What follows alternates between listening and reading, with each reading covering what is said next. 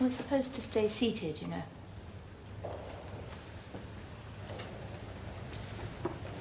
Lord Peter Wimsey. Come from Mr. Crofts. Yes. I heard the case and all that, and I thought there might be something I could do to help, don't you know? That's very good of you. Oh, not at all. I rather enjoy investigating things. If you see what I mean. I know. Being a writer of detective stories, I've naturally followed your career with interest. And that's good. Because you'll understand I'm not such an ass as I'm appearing at present. Well, you don't appear an ass. Though this background doesn't altogether suit your style. Nor yours. Maybe. I'm afraid I'm rather a hopeless case. Oh, don't say that. It can't be hopeless unless you actually did it. And I know you didn't. And I didn't, as a matter of fact. You don't happen to know who did, I suppose? I really believe Philip took the stuff himself. He was finally a defeatist sort of person. I suppose he took your departure rather hard. I think it was rather he didn't feel sufficiently appreciated. He was apt to think people were in league to spoil his chances. And were they? I don't think so. But I do think he offended people. He'd demand things as a right, and that annoys people, you know. Did he get on with his cousin? Oh, yes. Though, of course, Philip said it was no more than Mr. Urquhart's duty to look after him. His idea was that great artists deserve to be taken care of by the ordinary man. Great artists. Forgive me, but...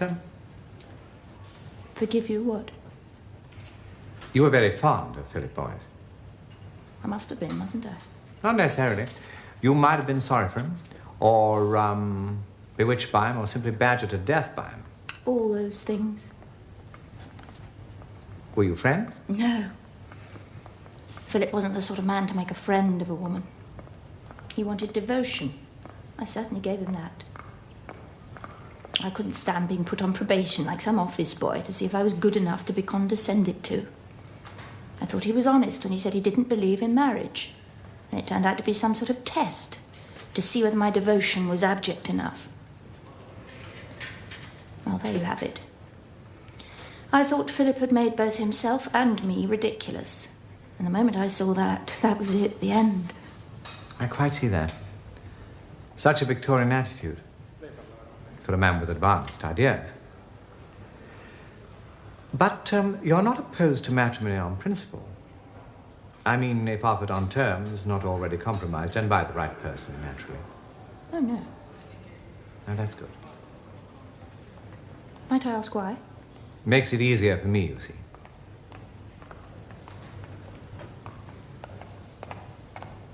Have I got this right? You are proposing marriage to me? Absolutely right. Do you do this all the time, Lord Peter? Only when I'm serious. And you're serious now? Oh. I know I've got a silly face, but I can't help that. And I am. Serious, I mean. I don't positively repel you or anything like that, I suppose. No, you don't positively repel me. Oh, that's good. Any minor alterations? I mean, changing my tailor. No, I couldn't in all conscience offer that. But part in the mane on the other side, growing a toothbrush, cashier in the eyeglass. Don't, please, don't alter yourself in any particular. Do you really mean that? I'm not trying to blackmail you into matrimony. I mean, I would investigate this case for the fun of the thing. That's very good of you. No, not at all. It's my hobby. I mean, investigating things, not proposing to people. Well, cheery, frightfully ho. And, I'll call again, if I may. Well, I'll give the footman orders to admit you. You'll always find me at home. Has a sense of humor. And brains. Life wouldn't be dull. One would wake up and there would be a whole day of jolly things to do. And then one would come home and go to bed. And that would be jolly too. Good afternoon. Been buzzing like a bee.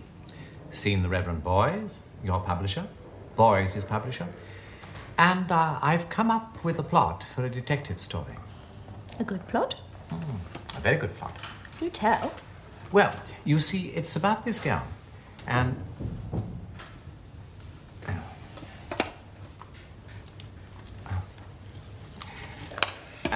who writes books. Detective stories, actually. And she has a friend who also writes books. I bet she's a sweetie at home. Neither of them are bestsellers, you see, just novelists. That's the kind of thing that might happen.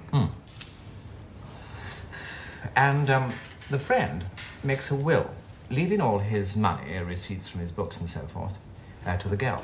I see. Now, the girl, who's got rather fed up with him, don't you know, comes up with a grand scoop to turn them both into bestsellers. Yes? She polishes him off by the very method she's used in her latest crime thriller. A daring stroke. And, of course, his books immediately become bestsellers and she grabs the pool. Most ingenious. It's an entirely new motive for murder. It's a thing I've been looking for years. But don't you think it'd be a little dangerous? She might be accused of the murder. Oh, well then her books would become bestsellers too.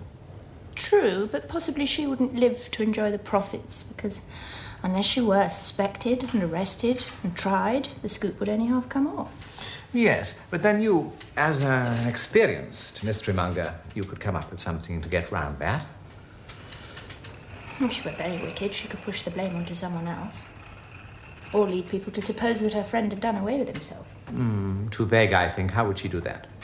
I can't say. I'll give it careful thought and let you know. Here's an idea. She's a person with monomania. There's somebody she wishes to benefit who's badly in need of money. Father or mother, sister, lover. She makes out a will in his or her favour, allows herself to be condemned for the crime, knowing that the beloved object will then inherit. How's that? Very, very good, but there's a snag. They wouldn't give her the friend's money, would they? They're not allowed to profit by crime. Oh, hang.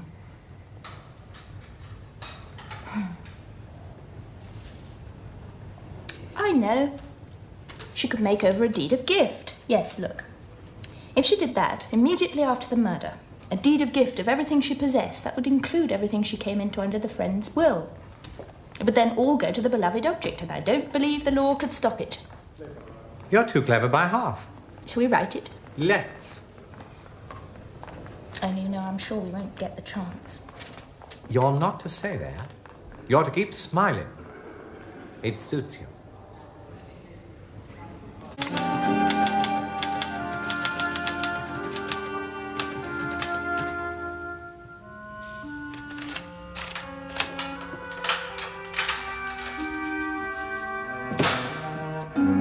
You have a visitor.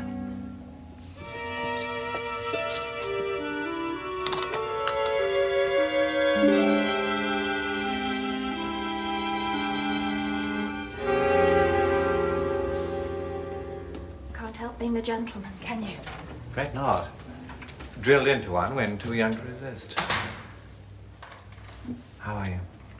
The governor's allowed me the use of a typewriter, so I'm going ahead with that story we talked about. Well, that's good. Isn't it? Keeps the mind off things. Hardly, if you remember the plot. But yes, it does help. Concentrating. I want you to know that I haven't been idle. And that certain interesting things are coming to light that point to suicide. I've been to see Boyce's cousin, Urquhart. He's quite a smooth character, you know. He's been cooperative. Peter, let's not talk about it. No. No. Are you still going to marry me? Of course. Why? What's so fascinating about me, Peter? Well... Is there a dark side to you? Something about a murderess that draws you, excites you? It can't be that, can it? Because I know you're not a murderess. Well, what is it then? You are bearing in mind, aren't you, that I've had a lover? Oh, yes. So have I. Several, in fact. It's the sort of thing that could happen to anyone. I can produce quite good testimonials. I'm told I make love rather nicely. Though I am at a bit of a disadvantage at the moment. One can't be too convincing the other end of a table with a bloke looking through the window. I'll take your word for it. Of course. I won't always be at this disadvantage. But I might be at an even greater one. Don't be so damned discouraging. Anybody would think you had no confidence in me. Peter, people have been wrongly condemned before now. Only because I wasn't there. Oh, I never thought of that.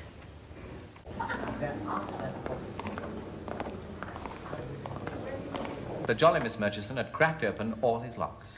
I hope you haven't started her on a career of crime. Anything is possible, but I think not.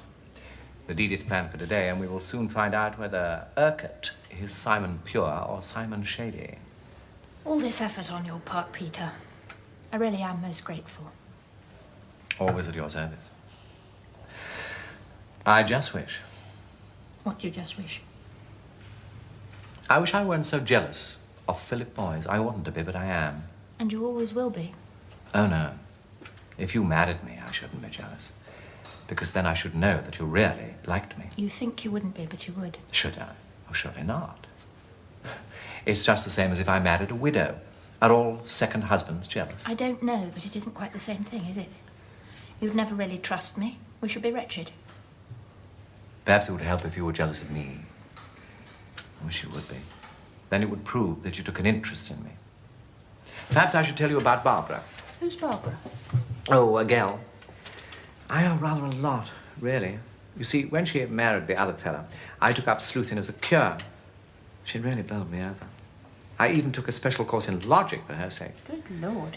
Yes, to have the pleasure of repeating Barbara, Celerant, Daddy Eve, Ferrio, Barra Lipton. The thing had a romantic, mysterious lilt to it that was expressive of passion. Many's the moonlit night I have murmured it to the nightingales that haunt the garden of St. John's. Though I'm a Balliol man myself, but the buildings are adjacent. If anybody does marry you, Peter, it will be for the pleasure of hearing you talk piffle. As a matter of fact, I used to talk piffle rather well myself. Harriet.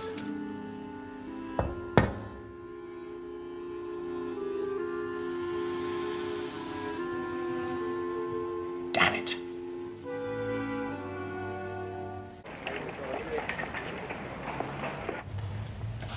Not arsenic. Bicarbonate of soda. Bicarbonate of soda, how wonderfully mundane. Anticlimactic, to say the least. So I was wrong about Philip then, killing himself. Now it looks more than ever as if I did it. You mustn't give way. It's easy to say. I can tell you I've come up with something very interesting. Something that could easily Peter, lead... please, What? don't. Please don't, you know. Tell me things to give me hope. No, no. I'm not making things up to cheer you. I can tell you I'm going straight from here to visit Miss Clemson, a lady of infinite resource. Peter. No, really, hear me out. I'm sending her on a mission, and I'm absolutely certain that this one is the key. Peter, you're very sweet, but... But me no buts. I'm certain now, really. How's the story coming along? It isn't. It's too close to me, I suppose.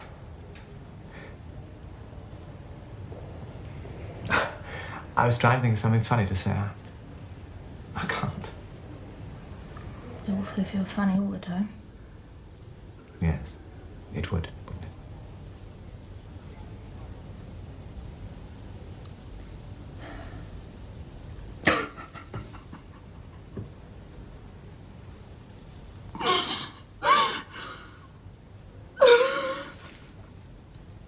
Within the next few hours, the guilty party will be arrested, and Harriet Vane, completely vindicated, will be a free woman. The retrial is tomorrow, Peter. You're really that confident? Absolutely and completely. I would never, I may be a bit of a fool, but never would I make such a statement. Peter, I do believe you. Thank you. It's just hard for it to sink in, you know. It's hard to believe the end of the nightmare. Yes. It'll take some time. No doubt about it. You have been wonderful, the way you've supported me and acted on my behalf. It was nothing. You are the woman I want to spend the rest of my life with. How else could I have behaved? You're such a romantic, Peter. A sort of latter-day knight-errant, searching for opportunities to perform deeds of valour, rescue damsels in distress. What's wrong with that? I've had a lover, Peter. I've been accused of murdering him. I'm not going to rush into another affair. Marriage? Marriage affair, what's the difference? It's supposed to be love, isn't it? I'm sorry. And I'm sorry. Sorry, I can't say I love you. And even because I do like you. Even if we did get married, it wouldn't be fair to you. So please stop asking me. I don't know. I can't think. I can't see beyond the next 2 weeks. I just want to be out of this, to be left alone. I'm going away. I've always wanted to travel. To Greece, Venice. You're such a romantic, Harriet.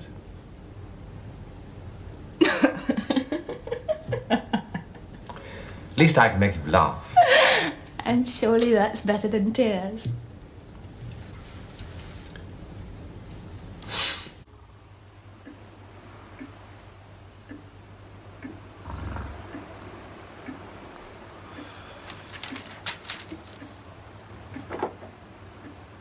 May I come into your parlour?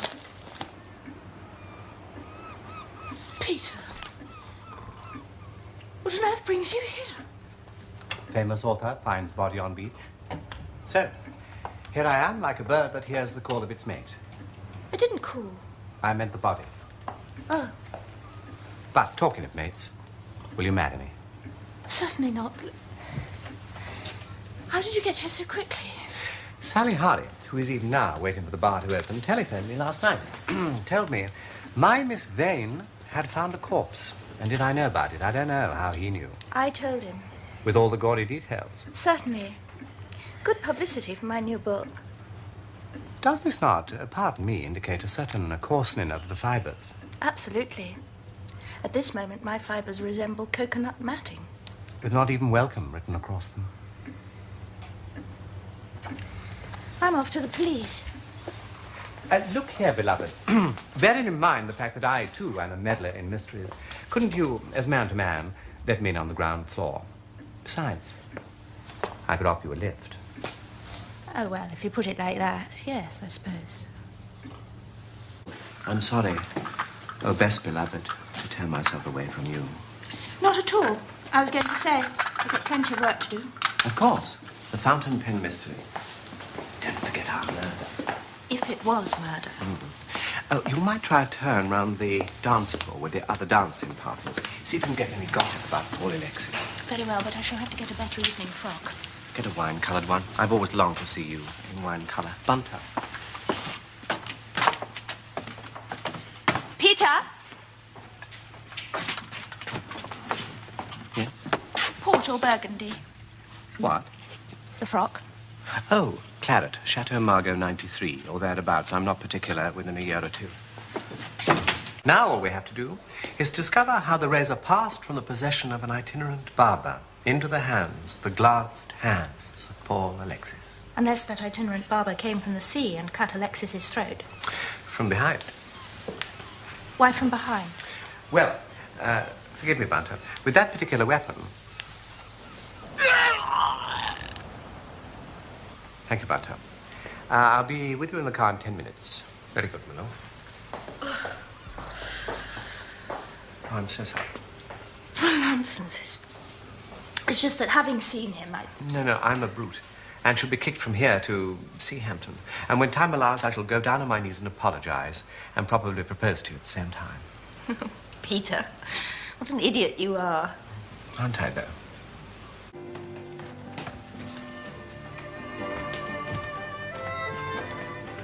Hello. He's here. Well, I suppose I'd better come and look the blighter over. Is he handsome? Yes, rather. Shall we go? In that case, you better tell him we're engaged, and I won't be obliged to assassinate him. Would you? That's splendid. Will you marry me? Certainly not. It's 25 to 9. All right. Come on. I hope your rabbit dance.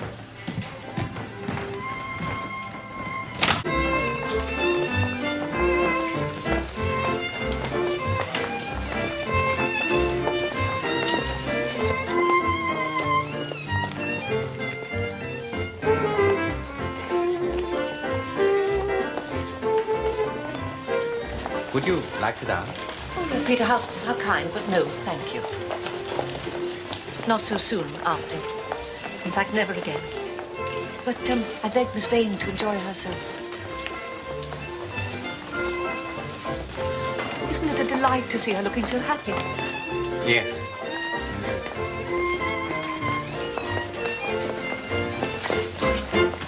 There you are. Frivoling. I'm sure you don't approve. No, I don't know. That all depends. What on? Who you frivol with. Try doing it with me. Excuse us.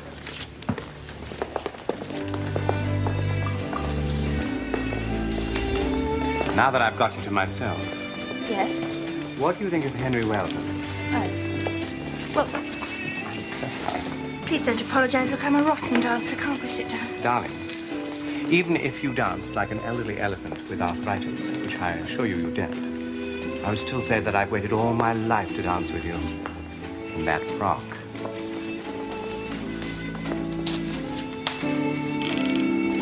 Qu'est-ce que je vous ai dit, mademoiselle? Nella, c'est trouvé. What did that blighter say? There's something about how I dance better with you than with him. Infernal cheek. Yes, wasn't it? Shall we sit down anyway? We are here on business, after all. Sort of ring you'd tie a boat to, or possibly. There was a boat. A fishing boat, I think. I waved and shouted, and they took no notice. Either they didn't see me, or they thought I was doing my health and beauty exercises. And not one of them wasted. Peter, I wish you wouldn't. Admire you. Say silly things you don't mean. Or even if you do mean them, I wish you wouldn't. You make it very difficult for me. I can't help my feelings. But I will keep my tongue firmly between my teeth. Peter, I feel we should continue looking for clues. I must say, finding this shoe was the most gorgeous piece of luck. And observation. Quite right. I could kiss you for it. I think you're getting a little intoxicated with the excitement of the discovery. You need not shrink or tremble. When I kiss you, it will be an important event, like one's first taste of lychee, not a casual adjunct to a piece of detective investigation. Certainly. Kisses, like wine, should be allowed to mature, preferably over a period of years. Hoist with my own petard. Your shoe, madam.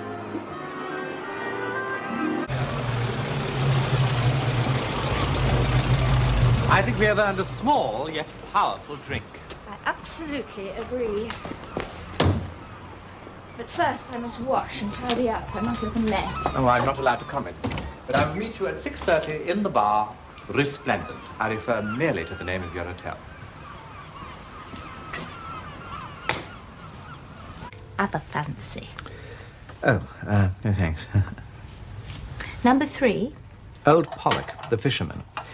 If his grandson ever gets back from Ireland, we might find out what he was doing off the grinders that day. You think that's important?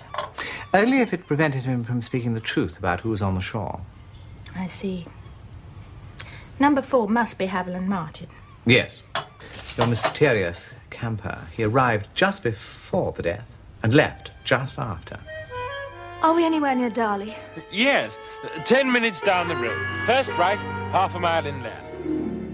He deliberately chose a campsite right by the sea. With access to a horse that could have conveyed him to the Flatiron Rock? But surely I'd have seen the horse from down on the beach. Not if he'd slapped it on the rump and sent it home. And then, seeing you approaching, hid in the niche in the rock. Well, then why didn't old Pollock see him from his fishing boat? Ah, maybe he did see him and he's lying. So, Haviland Martin is our favourite so far.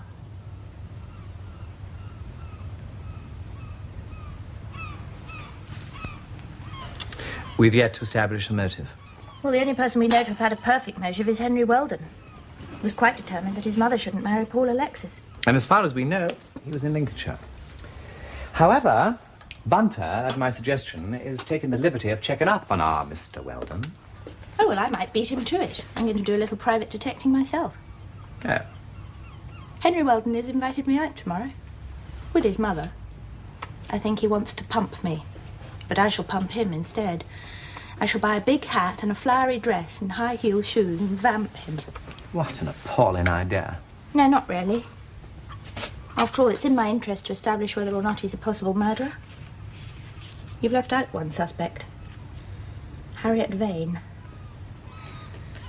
Recently tried for the murder of her lover and acquitted by the skin of her teeth. Says she saw Alexis dead at around 2 o'clock, but can bring no evidence to prove she didn't kill him. Took 3 hours to walk 4.5 miles to telephone the police, by which time the body had been washed away. Claims to have met Perkins on the road, but can neither produce him nor any evidence that he exists. The police suspected her from the beginning, and probably still do. I'm sure they don't. You do realise they searched my room at the Resplendent? Did they, by God? I shall have something to say to Inspector Rathan about that. Oh, for God's sake, Peter, spare me your knight errantry. Do you think I have no wits? Do you think I don't know why you came galloping down here at 5 minutes' notice? Do you think it makes it any more pleasant for me to know that it is only the patronage of Lord Peter Wimsey that prevents men like Rathan from being openly hostile to me? I suppose you thought I was being rather brazen, getting publicity out of the thing. What did you expect me to do? Wait for the newspapers to drag the juicy bits out of the dustbins for themselves? What did Salcombe Hardy say to you when he telephoned you? I say, Wimsey, that Vane woman has got herself mixed up in another murder. And what did you say to him? Threatened to kick his teeth in if he didn't show me more respect. No, not... Not quite, but pretty near. I wish you'd stop meddling in my affairs.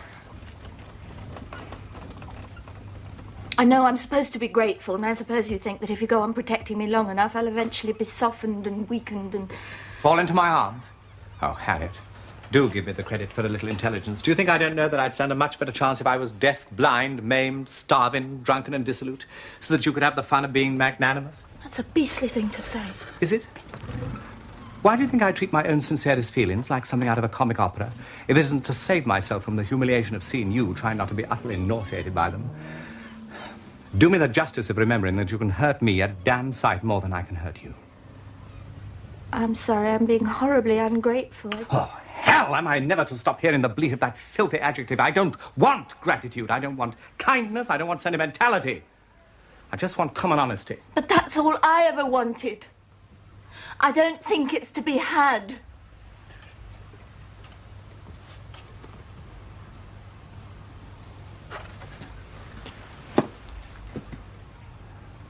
Harriet, I do understand. I know that you don't want ever again to be dependent on another person for your happiness. That's true. That's the truest thing you've ever said. All right. I can accept that.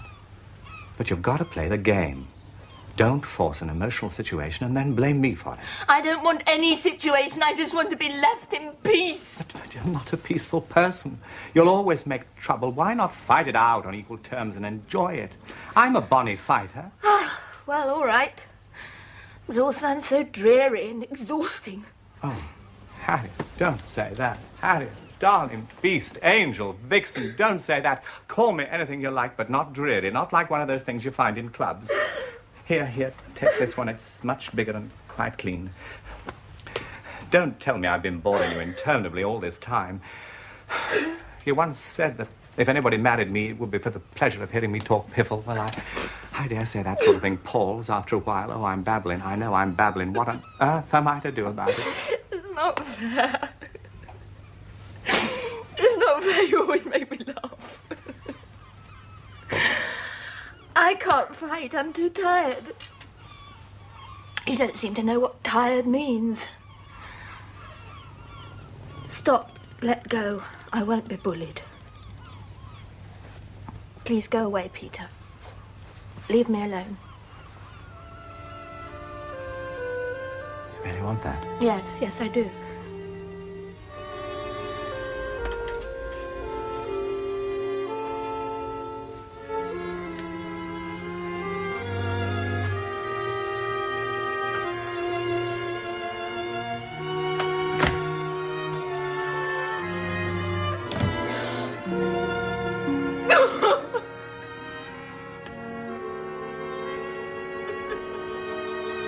see, that's what I remembered about the camper, Martin. That he had a red and blue snake tattooed on his arm. There's no doubt about it. Henry Weldon and Haviland Martin are one and the same. I've been kissed by a murderer. Did he know you'd spotted it? I don't think so. He was trying to kiss me, so I screamed and boxed his ears very hard. I'm delighted to hear that. And then we went back to Mrs. Weldon. We said that the children had lost a ping-pong ball or something. And then Henry drove us back to Wilvercombe very badly. And then I dropped the message in at your hotel. Very glad you did. I'm sorry I provoked that stupid quarrel. It's all my fault. You're in an awkward situation. I'm in an awkward situation. I'd like to make a proposal to you. No, not that one. I'll try not to say silly things, even if I think them. And you? I'll try not to be stupid and ungracious, just because you once saved me from the gallows. And together, in a free and equal partnership, we will endeavor to solve this singularly fascinating murder. That a bargain? Should I spit on my hand? If you've been kissing Henry Weldon, I'd rather you didn't. The people that Henry Weldon hired the car from, did they say whether he asked particularly for a Morgan? Oh, yes, my lord. They sent us a copy of his letter. It said he wished to rent a Morgan car from October the 15th and was signed Haviland Martin and gave us a reference, a bank in Cambridge. A Morgan car, not just a car. Oh, frabjous day, Kalukale, Miss Vane. Will you marry me? Or failing that, will you come with me to Darley Garage and commune with Mr. Polwhistle? I will. Let us be gone. What? The latter. I see the first glimpse of light in the impenetrable gloom. Let's get away. I do hate watering places. We'll dine in Piccadilly. Look out. Thank you. Harriet, I'm going to break our agreement and ask you something. Please don't. All right. But the next time you find yourself in trouble, you might conquer your independent spirit and send for me. I might.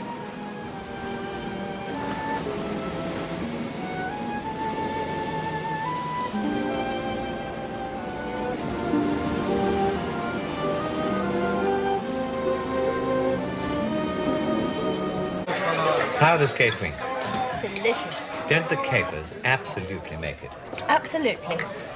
How do you suppose it is that capers, liquefied butter, and skate wings come together in such magical combinations?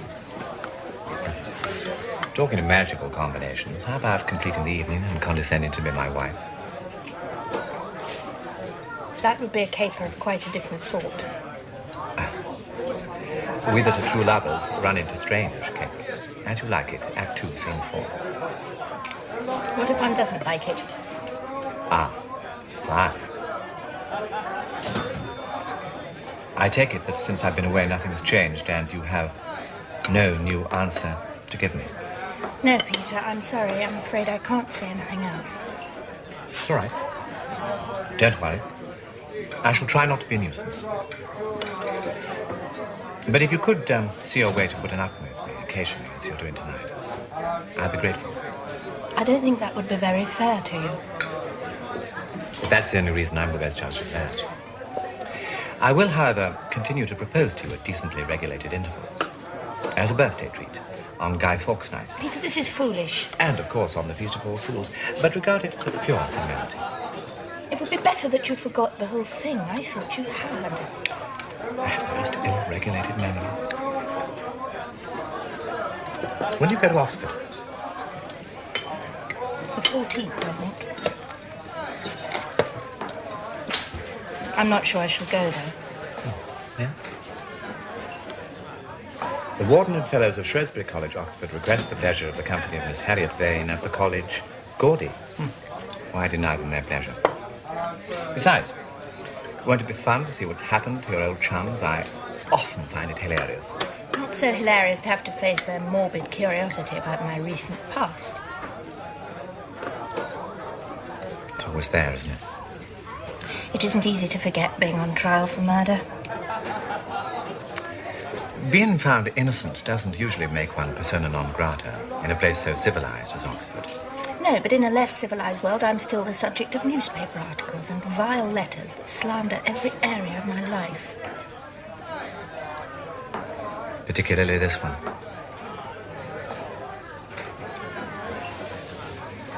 I could hardly have hoped that it would be otherwise. But you said nothing, so I allowed myself to be selfish. You know, you'd have been perfectly justified in telling me I was making life more difficult for you by hanging around. Would I? Did you expect me to point out that you'd saved me from the gallows, thank you very much, but left me in the pillory? I shall admit defeat then and say goodbye, shall I? I'm not being very consistent, I'm afraid, Peter. I came here tonight with a firm intention of telling you to chuck it. But I'm damned if I'll have you wiped out by anonymous letter writers. You have got guts, Harriet. Give me your hand and you'll fight the lot of them till we drop. Courage, mon brave. Go to your Gordy. From the Latin for joy. A respectable derivation, so once a year you jump for joy. At an Oxford ladies' college.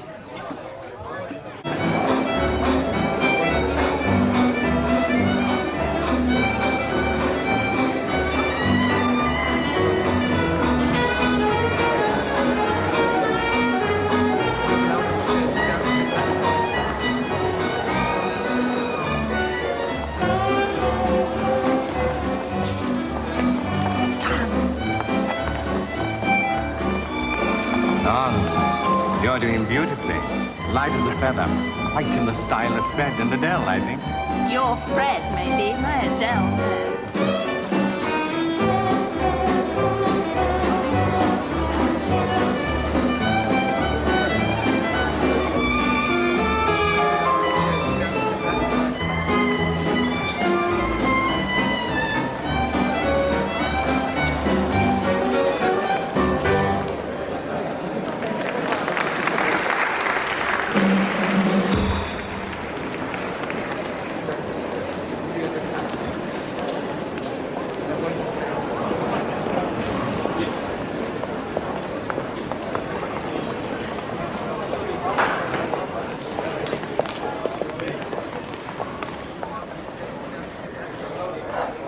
Have a cake. No, thank you. I'd love some more tea, though. Need some more water. You know why I'm so happy? Are you? Good. You know why? No? Do you realize, Harriet? I may if you continue. Well, Is it so difficult? yes. Well, you can't just start to say... Do you realize? Who said that? Today, you had the impulse to telephone, which can only mean that you felt relaxed and carefree and ready for the wit and epigram that only I can provide. Tell me I'm right. I presume too much, haven't I? Only half presumed.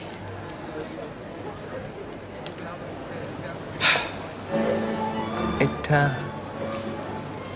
would be nice if you could assemble occasionally. You're making me feel awful now. At least I've stirred you to some emotion. That's not fair. I'm paying you the compliment of having... Yes. My beastly spasm is over, honestly.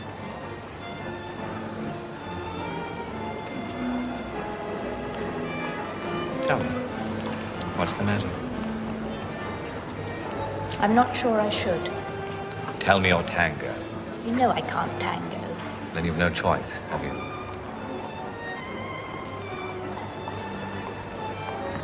This is in the strictest confidence. The Gordy, I didn't tell you what happened. There have been some nasty goings-on. Have there? Anonymous letters, obscene drawings, that kind of nonsense. Directed against you? Only partly. It's been going on for some months, apparently. And then this morning, when I woke up, I found this on my bed.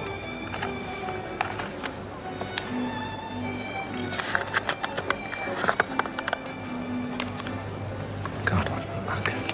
The warden thinks that because I write mystery novels, I can somehow pinpoint the culprit. But I feel dreadfully ill-equipped. After all, I'm no criminologist. So, you may in time have to come to your wise old uncle. Yes, with great reluctance, I may. Happenings like this at a ladies' college, it's hardly surprising, is it? Ladies' college, what do you mean? Academic ladies cloistered together, celibate, some sexually ambivalent, bound to throw out the odd hysteric. Peter, I don't believe what I'm hearing. Harriet? No. This male, this mighty male attitude, I knew I shouldn't have told you. Harriet, I express no male bias. You must know me better than that. I'd say the same about public schools, monasteries, any closed society. I'm sorry, maybe I'm oversensitive on the subject. And of course, if it comes to it, I'll help. Though I do have to go away. Away? A day after tomorrow. Paris, Rome, it's rather important. Is this the Foreign Office? Of course, if you need me, you can always get me through the embassies.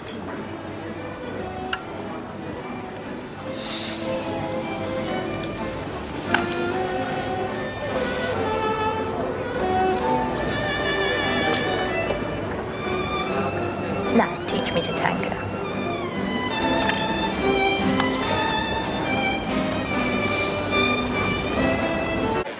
Explain yourself. Have you been an old lady's companion for long? Oh, no, not really. Flew back only yesterday. Telephoned from town, but you were out. Didn't like to leave my name, somehow. And? Well, it so happens that the Chancellor is the expert on the background to the knotty little problem I'm looking into at the Foreign Office. So, two birds with one stone, I thought.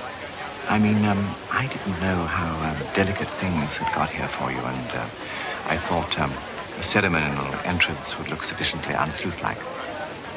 Forgive me, but you are looking a little delicate. There speaks the great detective. As a matter of fact, I was attacked last night. Forgive me for interrupting, but I do feel I should be looking after you, Miss Vane. Have no fear, I am in good hands. May I introduce you? Lord Peter Wimsey, Miss Martin, the Dean. Dean, Miss Martin. How do you do? Lord Peter, I do hope you're not wearing Miss Vane out. She has had a most shocking experience. So I've been hearing. Not so much upsetting as ridiculous. It was nothing. She was knocked out, poor thing. I'm all right, really. Good. Yes, indeed. Lord Peter, may I ask, were you intending to be in Oxford for any length of time? For a few days, yes. Capital. Then I am instructed to convey to you the Fellow's invitation to high table tomorrow evening. Shall you come? An invitation to dinner, and in the future interrogative mood. A most challenging form. And I shall. Come, Letty. Till tomorrow, then. What happened exactly? I'd gone into the chapel. I'd heard somebody in there, messing around, I thought. Suddenly, I was knocked to the ground by this absurd thing dressed up as a don. Nothing, really. The important thing is that attached to it was yet another note, in Latin this time, which does rather narrow the field, it being highly unlikely that the scouts should express themselves in Virgilian hexameters. So things are looking rather bad for the senior common room. Very possibly. Well, now, short of watching at windows for creeping figures in the quad, I'm not sure what my next move is. Look, I'm bidden for sherry and then dinner with the Chancellor. I'm staying at the Mitre. I'll telephone you if I may. Do take care. I intend to take a punt on the river in the morning. Shall you come? I never resist a challenge. That's why I love you. I'll say this for the writing of detective fiction. You certainly know how to put your story together. How to lay out the evidence. I say, Holmes, that's terribly decent of you. Nevertheless, I can't say that it suggests to me the faintest glimmer of a motive. The motive only too painfully obvious. Not to me. The sexual overtones. The obscenity of some of the things. Ah, the Freudian view. The effects of sexual abstinence on the human psyche. Well, we could both of us deliver a thesis on that subject. Don't people the cloisters with bogies, Harriet, just because you've set your mind to a spot of celibacy. We are not talking about me and my feelings. We're talking about this beastly case in the college. But you can't keep your feelings out of the case. I admit I am finding it hard to see things clearly. What is it, Harriet? I feel like Judas, Peter, allowing you in on the case. Siding with London against Oxford, the world against the cloister. Feeling like Judas is part of the job. I've always known it's no job for a gentleman. Nor a lady, it would seem.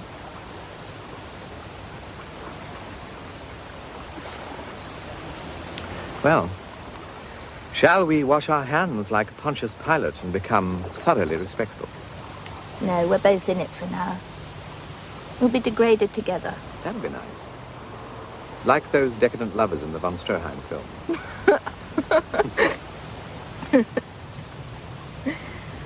I was beginning to think that almost any of them might be capable of it. And you calmly stood by and allowed me to accept their invitation to dinner. Look, leave your book with me and I'll see if it sparks anything off. Who knows? I might even come up with that good old-fashioned, pre-Freudian motive. Good Lord. You know, I'll swear those are the self-same ducks that I fed here 23 years ago. 10 years ago, I too fed them to bursting point.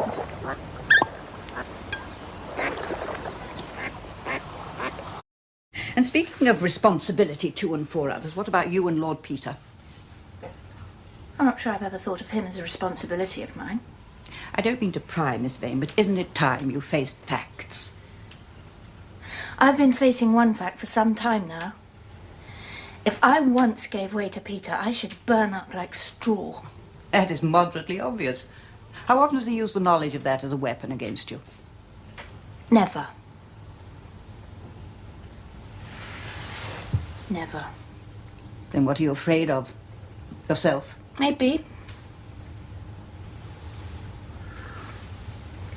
I shouldn't be at all an easy person to live with. I've got a devilish temper. I'd make his life a misery.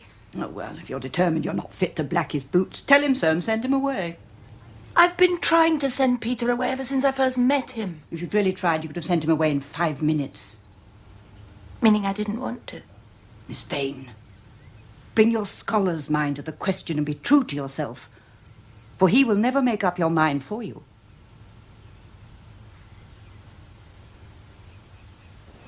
It looks as if I should have to go back to Rome again next week. But I thought I'd stay on for a couple of days here. How about you? I haven't made any plans. Not thinking of rooting yourself here among the grass and stones.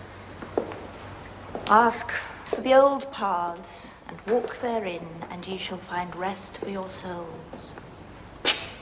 Can it be done? No.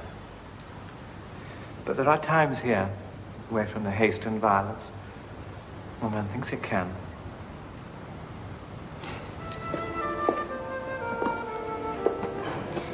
Funny we should be here talking like this.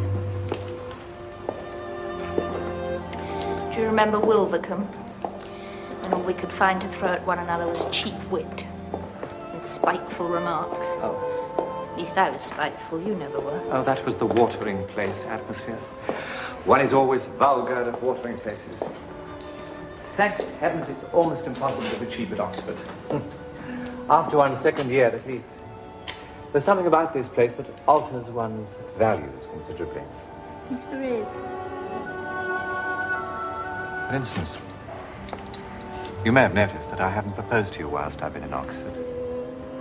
Yes, I had noticed that. The fact is, I'm afraid that anything you say here will be final. No going back. That is a risk.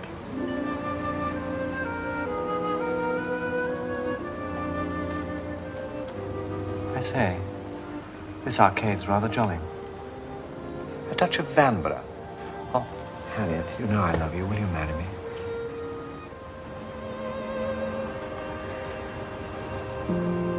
Dear idiot.